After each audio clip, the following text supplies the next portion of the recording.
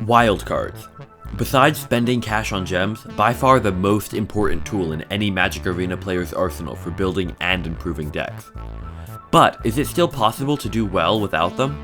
In this series, I start out with a brand new Arena account and work my way from Bronze all the way to top 250 Mythic while only building decks with cards I crack from packs.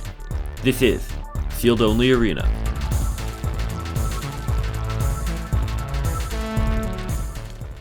Just with any new Arena account, we first had to beat the tutorial, so we beat an elf, a goblin, a merfolk, a vampire, and of course, defeated Nicol Bolas. Once we unlocked the core game, we immediately went to packs to start opening. We were really hoping to get some very good cards here because this is probably the highest quality and quantity of packs we'll get for a very long time, besides just a few each episode at the end. So we're really looking for some key mythics and rares that pull us in directions, such as Archpriest of Shadows, which is a very solid card.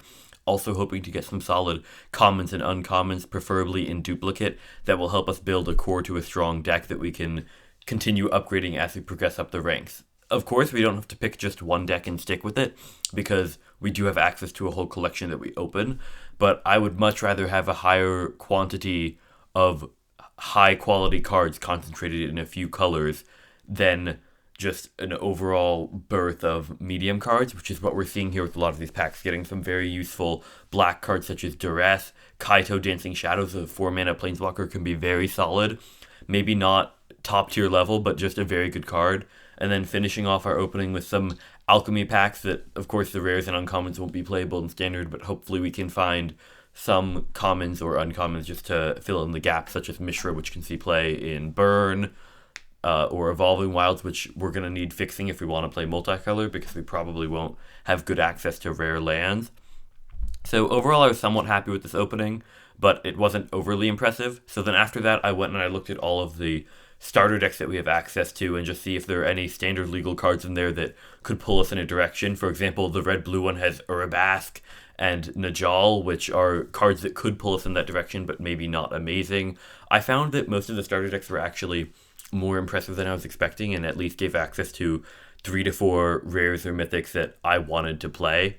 Unfortunately, the monocolored ones were all non-standard. I mean, there were a few standard cards in each deck, but for the most part, there weren't many accessible cards in each of these. The blue-black one had Breach the Multiverse and Gix's Command, which was really interesting to me. So overall, I just took my time, looked through all the decks before deck building. Once I finished looking at all the starter decks, I went back and looked through the entire collection just to see what we had access to, and then I got to brewing. So the main idea I settled on that I thought was the strongest with the pool we had was blue-black control, just because we had some really powerful rares and mythics that were really punchy and could control a game on their own throughout all parts of the mana curve. We had, of course, Kaito, we had Gix, we had Breach the Multiverse, and we had some pretty good 2 and 3 drops, especially that cared about non-creature spells. So my idea was just to play a bunch of our most powerful cards that we have access to, along with really good removal, because I thought we had a large quantity of fairly good removal in both blue and black. So I really think that this deck would be good to play in bronze and silver to help grind out matches against enchantments or other black-based control decks, and I really just didn't think that we had the aggressive options we wanted to pursue an aggressive game plan. I built a white-blue soldiers deck, but just didn't think it had the power level to, say, beat enchantment decks consistently or even play against mono red. So here's me in real time giving a deck tech of the deck before our first few matches. Alright, here's the first list I'm thinking of. It's Dimir Control. We're trying to build up to Breach the Multiverse. We've got 25 lands. I'll just go through in terms of mana cost what we're looking at here. We've got Ashnod on 1. This will help us get some creatures and also ramp us in the early game if we get it. Black Sun's Twilight, good removal and graveyard shenanigans, which I think we're doing a decent amount of. For our 2 drops, we're really short in creatures on blue and black on 2, but the creatures we have are harder to block, which will help activate both Gix's ability and Kaito. We have some good removal. Again, Blue Sun's Twilight is a good rare, a good quality card, and right now that's kind of enough for us to play it in our colors. It'll just help us in the late game. It's another late game option. It really shouldn't be here. It should be over here with Breach. And Black Sun's Twilight's also more than likely going to be cost pretty high up, probably on 5 or 6. 3 drops, a lot of our creatures here are like spells matter because we just have so much removal and evasion. They're all flying. We have more removal. Phyrexian Arena will hopefully draw some cards, and then Gix is just a really, really fantastic card. I mean, we're running lots of one-of, so it's going to be a very inconsistent deck. In the 4-drop slot, we have Meeting of Minds. I wanted instant speed card draw, because I think we're going to be holding up removal a lot of the time, and we just really need ways to dig for our good cards. The thing is, our difference in card quality to much of our opponents, I think, is going to be much less, especially when it comes to creatures. I'm hoping that having so much removal will help close the disparity or make that matter less, just because we can kill their creatures. Our 2-drop creature is Testament Bearer. It's not very good. It'll put stuff in our graveyard for reanimation. It also can block pretty well, so whatever they play on 4, this can probably kill it. Got, again, more removal. Terror of Tawashi is a very good 4-drop. Again, Reanimator. I'm hoping that we have enough good one-ofs that we'll draw some of them in each game. Kaido we're really relying on to get damage in and also for card draw. We've got another piece of removal. Archpriest of Shadows. Death Touch is useful. Giving something else Death Touch is even more useful. And again, Graveyard Shenanigans. Gix's Command, just a powerful card. Good removal, very flexible. It's exactly what a control deck like this wants. We've got Hidetsugu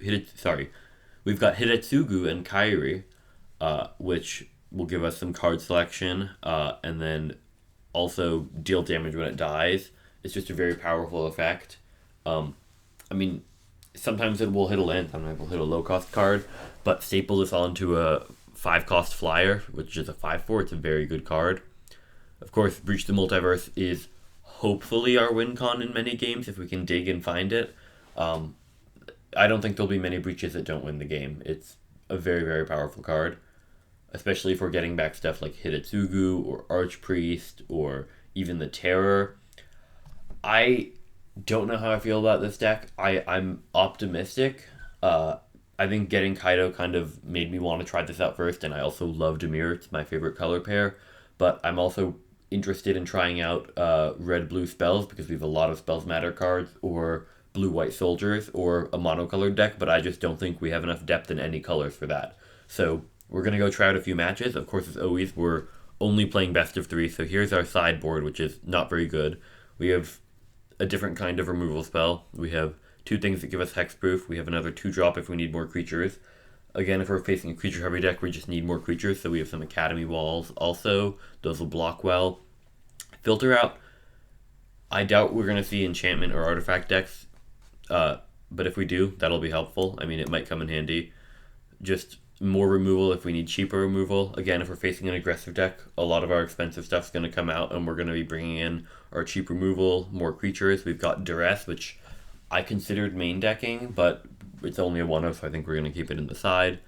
Another 1-drop, alternate piece of removal in case Go for the Throat isn't active, and then Academy Wall. So we're going to try this out.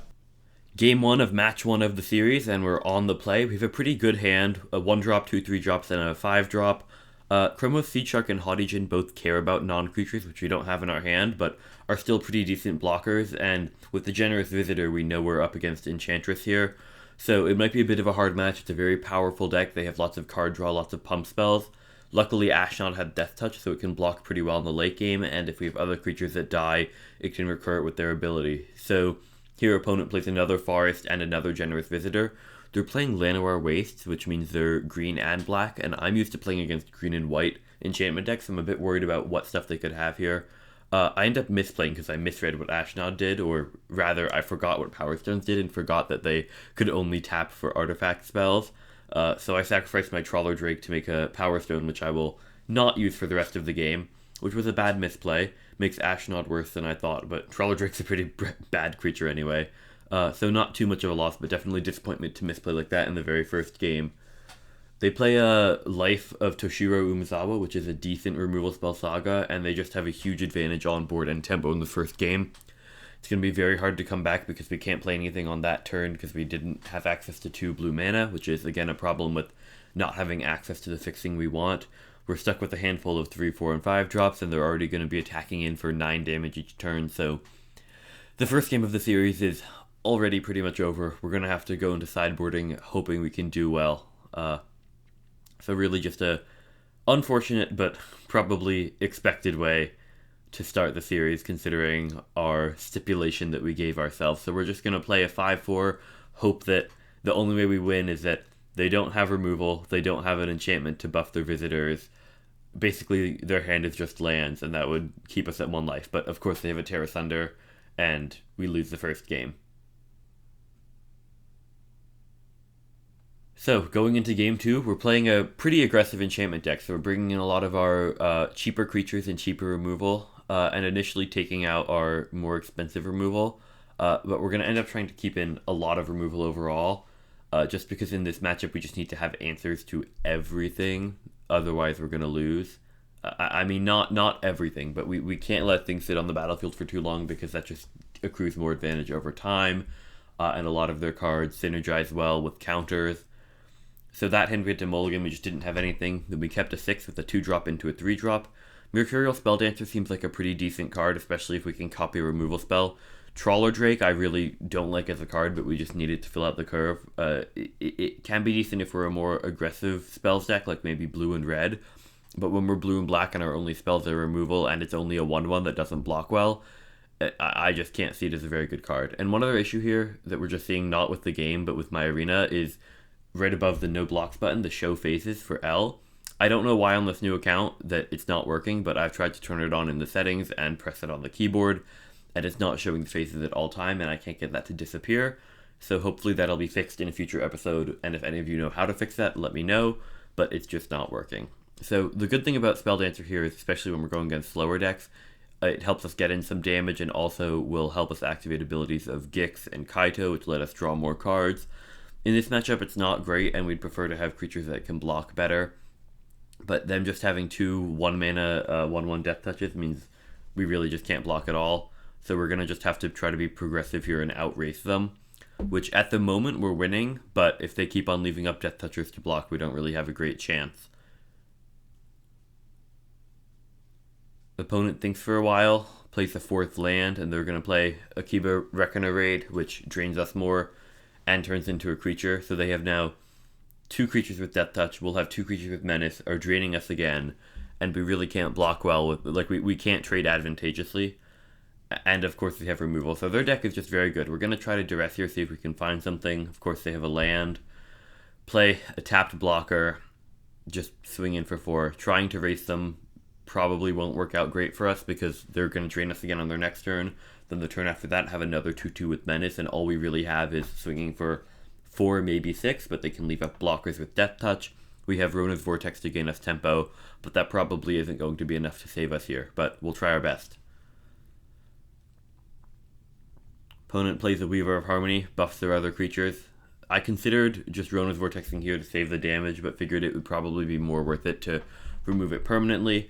At this point, we're not even sure if we can survive this turn. We could bounce the Weaver of Harmony. That would affect their total attack by 3 power, because each of their other creatures would lose 1.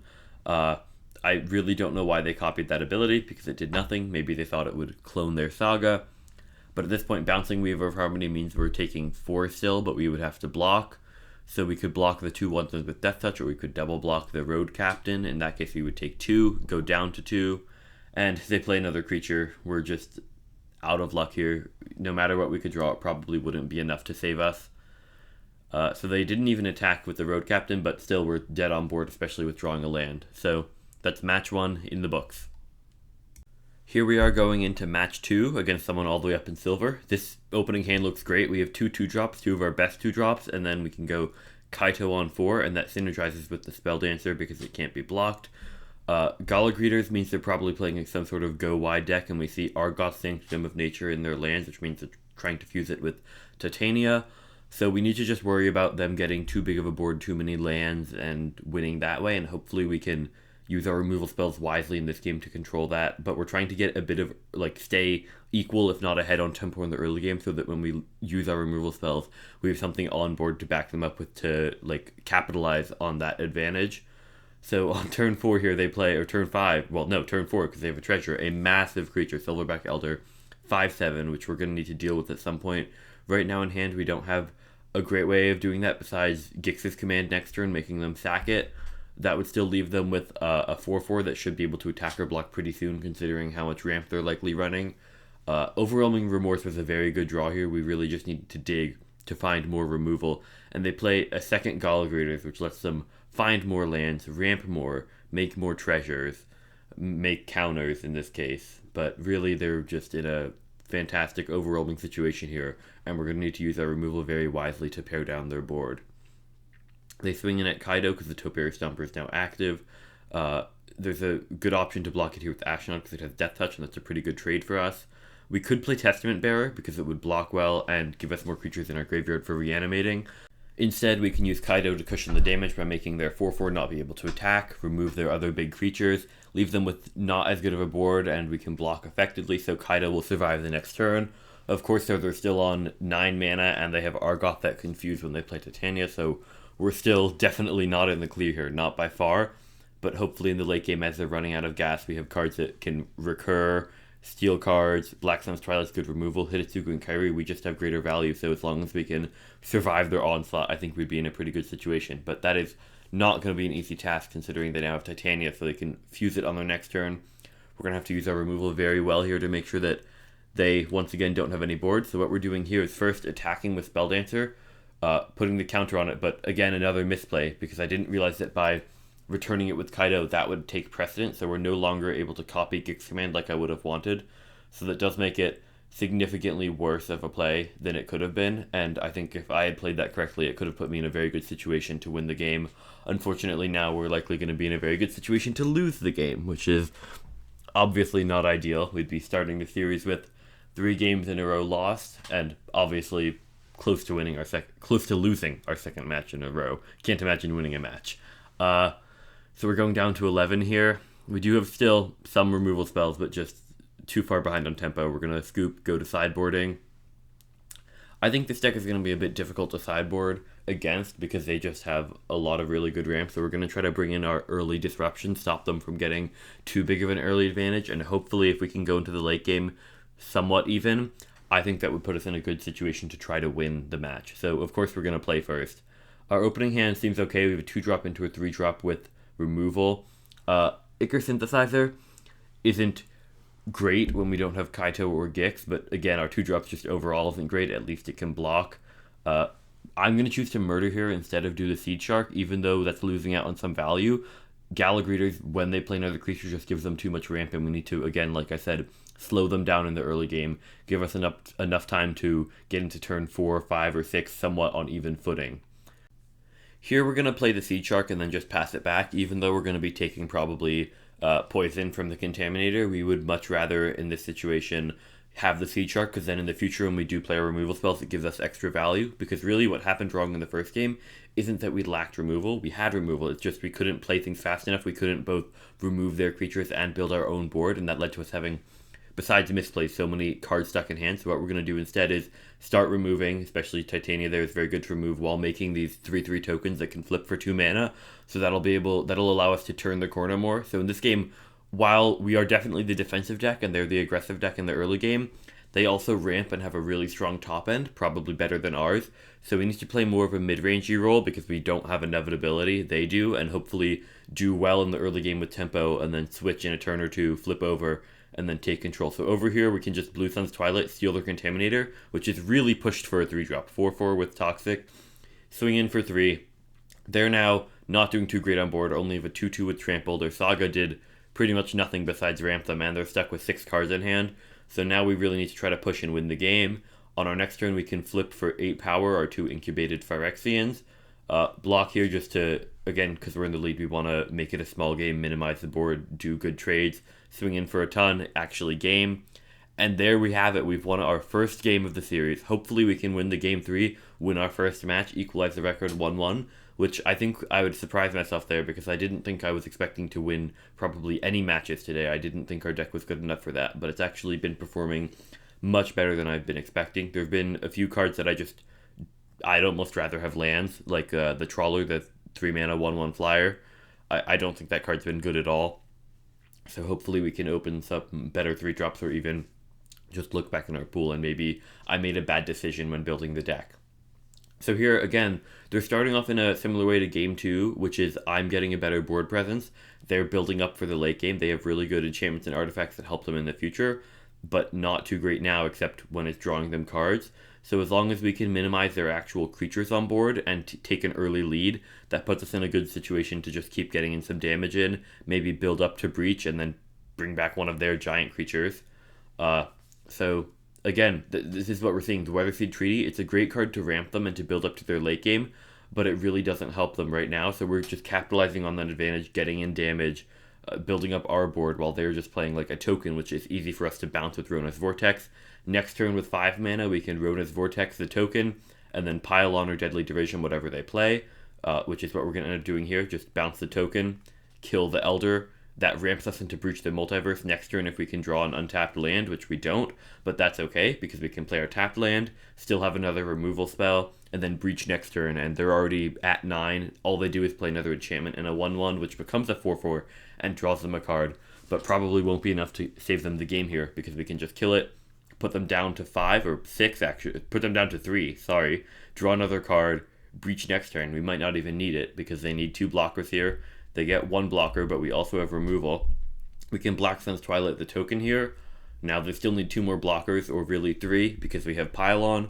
So they're pretty much dead here, which is crazy to see how good this deck could be as a tempo deck, with just 2 mana, or 2 mana, a 1/1, and a 1/3 that turns into a 3/3 and a 3/3. We can win the game because they're investing most of their mana into non-creature permanents, and our removal backs that up. So that's a really great victory. We've won our first game and our first match.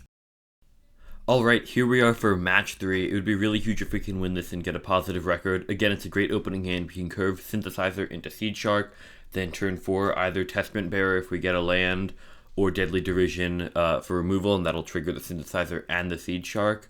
If we don't get a land, it would be a problem, but here we go. Here's our first land. We're playing against a blue-white deck, so it could be Control or it could be Soldier's Aggro. It's going to be Soldier's Aggro.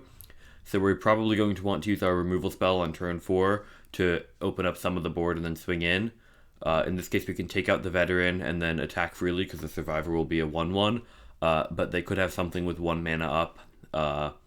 So it might just be safer play here to attack first and then play the Testament Bearer, or if they block, then use the removal spell. They're going to block here, so we could potentially get a 2-for-1 if we take out the Veteran and they don't have anything, and we do. So that's huge. We're ahead on board, ahead on tempo. We can make a 4/4 next turn that can attack, or we can play Archpriest of Shadows, but we're probably going to want to get value now. Now we could play the Archpriest on the Synthesizer and bring back the Seed Shark, considering they killed it. Otherwise, we probably wouldn't have played the Archpriest because we really want to get that value of recurring something.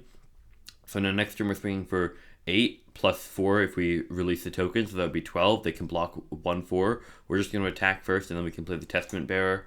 There's no reason to pop the token before we need to, especially if they could have some sort of board wipe like Farewell, but this just puts us so far ahead on board that if they don't have a board wipe, we're probably going to win.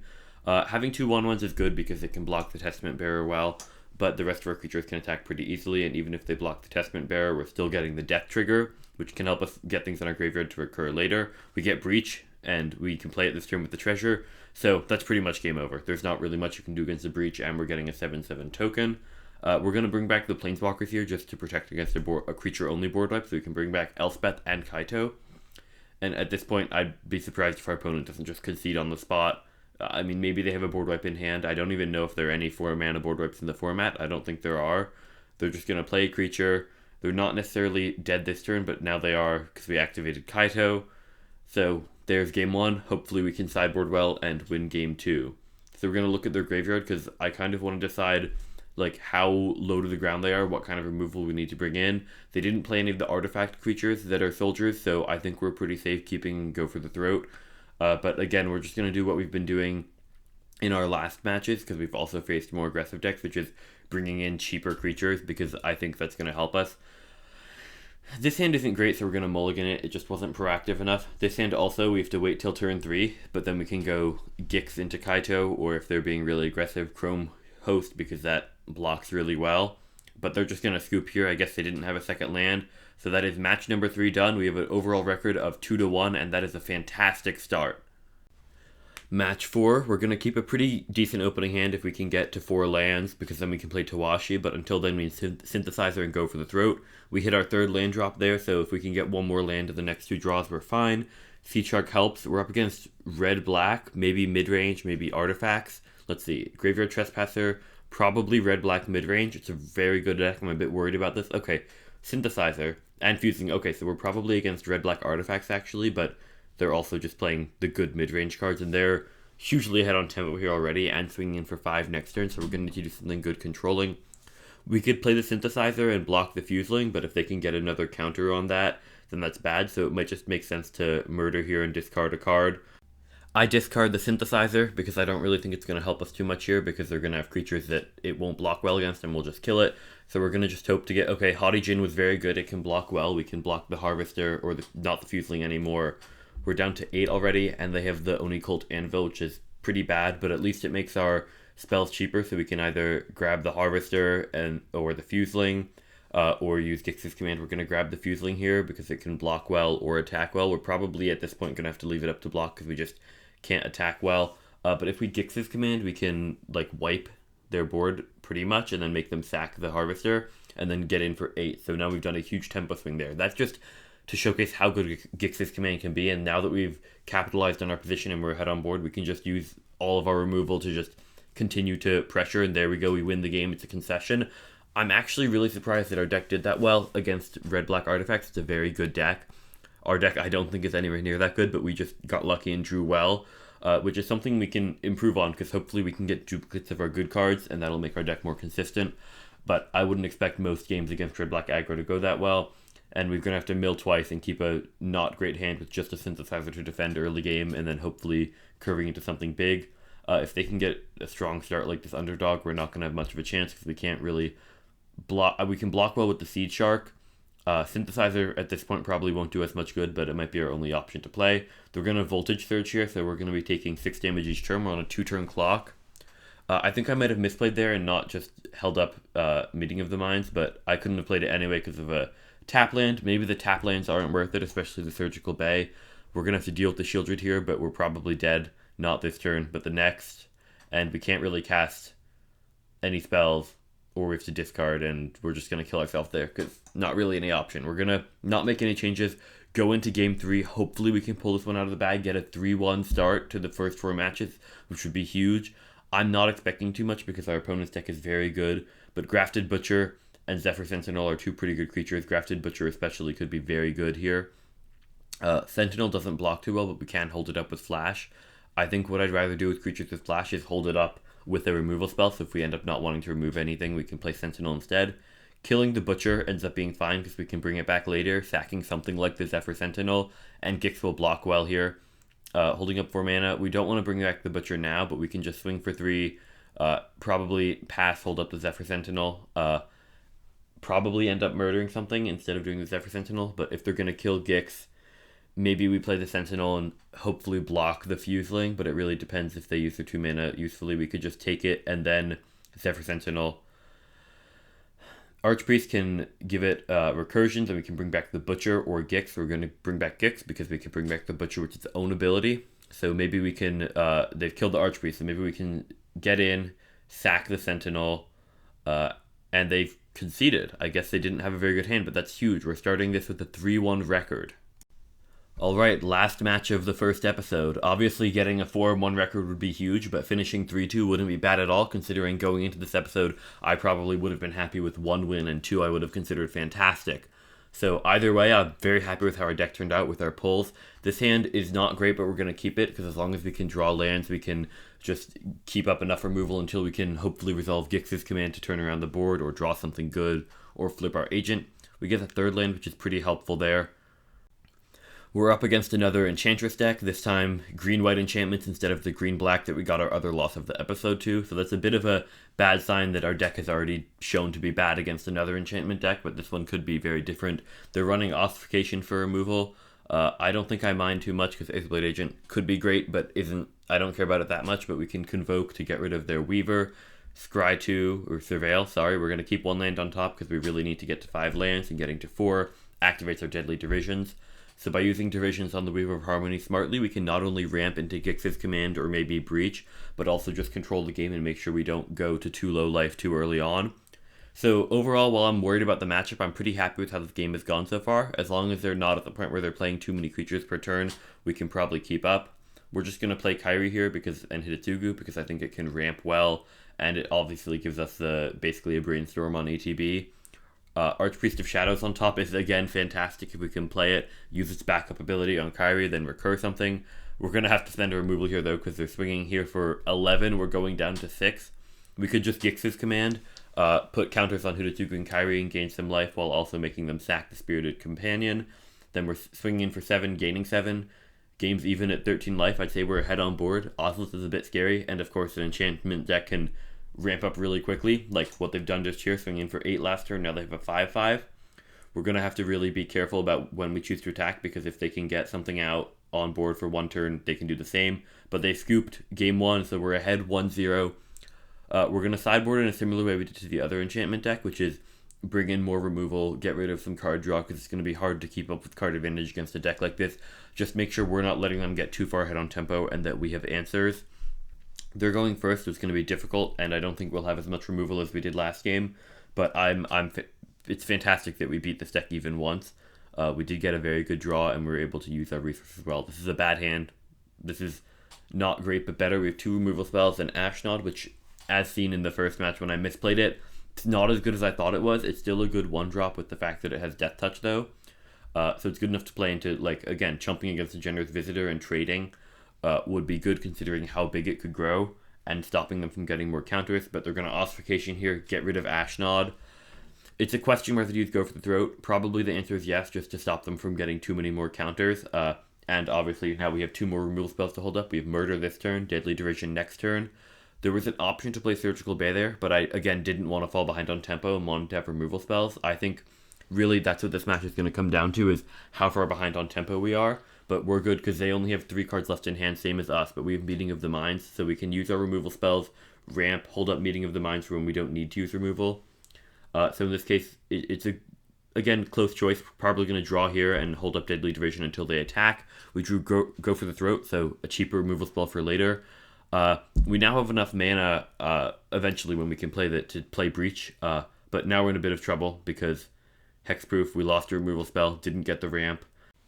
Hopefully they don't have another protection spell, otherwise we're probably going to lose, especially with Ossification coming down, getting rid of our Testament Bearer, so now we need this removal spell to stick, otherwise we're definitely dead next turn. They have another protection spell, so we need to draw something good. We get Body Launderer here, which is a new card we opened from individual card reward after last match. Probably not enough to save us here. We're dead on board. We're definitely dead now with Calyx. Okay, let's see what we can do in game 3. All comes down to this, whether we end up with a 4-1 record or a 3-2 record.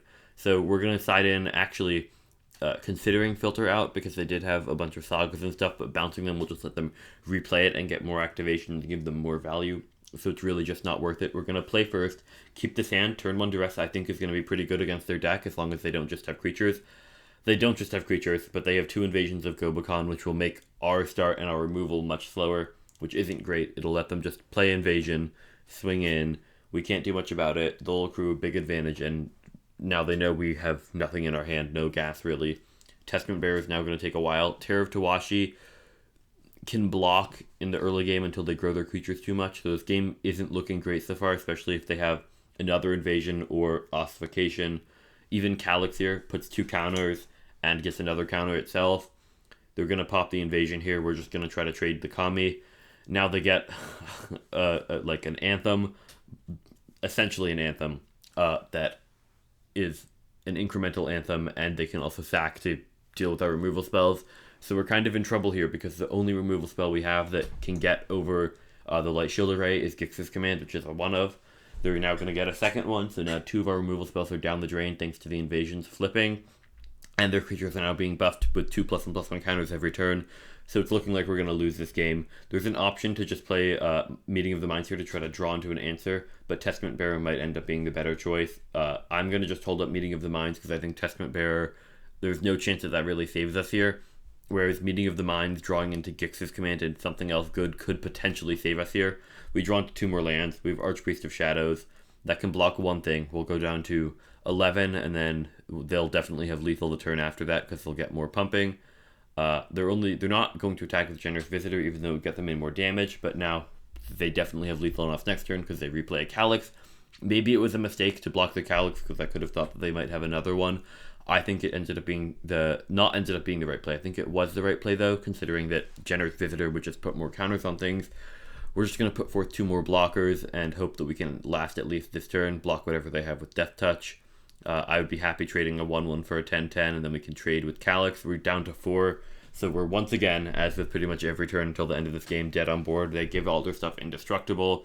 We didn't really have a choice there. All we can take out here is Calyx or Kami because that's what's pumping their team. We're probably going to try to do both, but again, they can just give everything indestructible or hexproof. We're going to pass the turn, and at this point, we just have no chance no matter what we do. But it's a valiant effort. We won a game. We won 3 matches overall, lost 2, which I'm very happy about. Both of our losses came to enchantments, which is a very good deck, so I'm happy with how this episode turned out. Let's get into pack opening. Alright, I would call that pretty successful for the first 5 matches. Obviously, it didn't go fantastic, but we won a few, and I think that's the best we can hope for. We've opened some pretty nice cards. We now have enough to buy 4 or 5 packs, so as will become customary for the end of each episode, I'll be talking through which sets I'm going to buy and why, and then we'll go open those packs. So I've looked through a few sets, considered a few options. I've ended up on Dominaria United, and here's why. There's one main card, which of course is unlikely to get, but I'm sure you can all guess which card that'll be. Shieldred the Apocalypse. So hopefully we'll be able to buy some mythic packs and open up Shieldred. Obviously that's unlikely, but there's still lots of other great cards. In black, you have, of course, Liliana of the Veil. There's some really great removal like Cut Down. We could play a card like Defiler of Flesh. The black is pretty good. There's also really good blue cards. If we open more Tolarian Terrors, we could switch more into Spellslinger. Silver Scrutiny is great for control.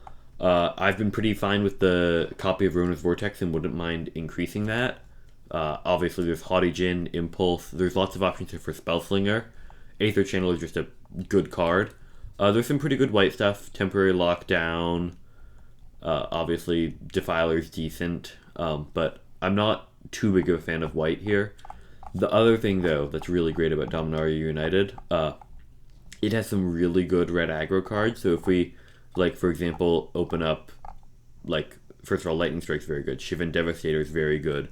Rada's Firebrand, very good. Squee, very good. It's just, I feel like no matter what we open, we're likely to get some good depth and color.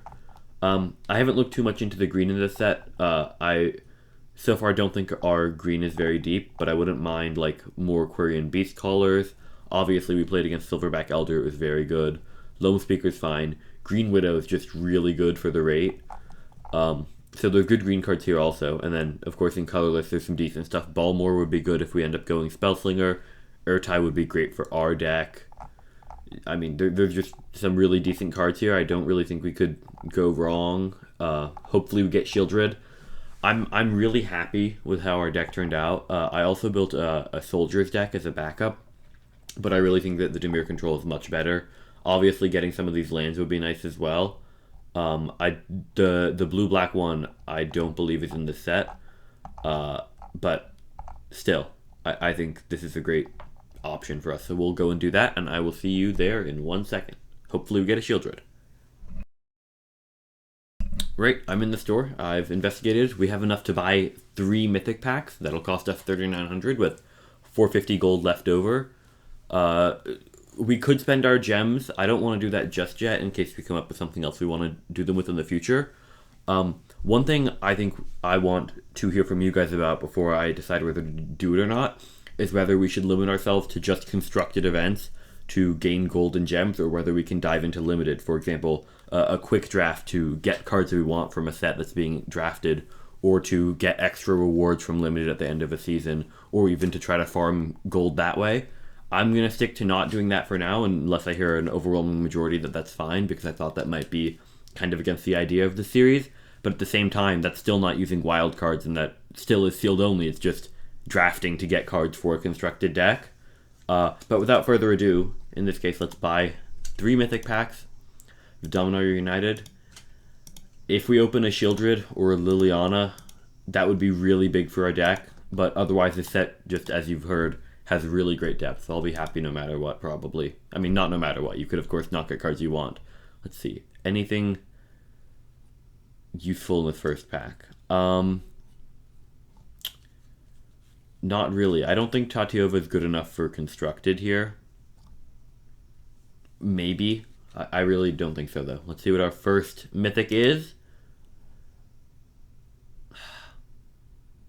Normally, that would be very exciting. In this series, it is the exact opposite. Okay, pack 2. We literally cannot do worse. Okay. Essence Scatter, I think that's pretty good. Tide Turner could be good if we go into spells. Cut Down is really what I'm looking at here. I think this is definitely going in main deck. Essence Scatter I might put in or keep in the side, but Cut Down is 100% going in the deck. It's a very good card. Second Mythic, Rith, Liberated Primeval. I don't know this card off the top of my head. 5 mana, 5/5, Flying Ward 2, Dragon Tribal, or I guess it doesn't have to be tribal because it creates dragons. This seems fine. Build around definitely though, so we would want multiple copies. So far, out of 2 packs, we've gotten maybe 2 playables for the deck we've currently got, and nothing exciting for other decks, really. Let's see what our last pack will bring us. Okay. Thrill of Possibility. I could see us playing that in a different deck. Molten Monstrosity, probably not, but cost reducers are always an option somewhere. I don't think Territorial Morrow is good enough even if we can get a good domain deck, but we need lots of lands for that. Balduvian Atrocity, not really. So it's all going to come down to the Mythic in this pack, which is, okay, Karn Silex. Huh. I could definitely see us playing this in our main deck. We might want to cut down on early creatures if we do this. But I think this could be good enough to get a slot. Our deck is going to be very clunky now, though. We have so many, or all of our powerful cards are one-ofs. Most of our cards are one-ofs in general. But let's see where they fit in. Where are the rest of our new cards? Oh, I guess, okay. So what do we say? We'd like another copy of Vortex. Cut down.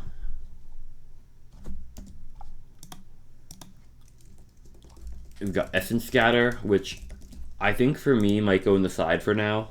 I've been really impressed with Deadly Derision because it's been ramping us into Breach for that one game, and also when even though we're running 25 lands, sometimes it's been rough on mana, and that's really helped us out there. So I'm pretty happy with that. Not really sure where the Silex slots in here. I think Essence Scatter, I don't think it's good enough, which is kind of funny to say considering the quality of cards in our deck. I'm gonna change my deck before the next episode and we'll update you. Hope you enjoyed. Thank you all for watching. Please let me know down below any comments or feedback you have about how I should do this series, editing, content, whether I should be able to do limited or not, any feedback on my deck or other cards you saw that I opened that I didn't really notice. Yeah, I really hope you enjoyed, and also one other thing is whether these episodes should be formatted how this one was, which deck update at the start, 5 rounds edited down and voiced over, and then pack opening and deck editing at the end. I hope you all enjoyed. Thank you very much. I will see you all in the next episode.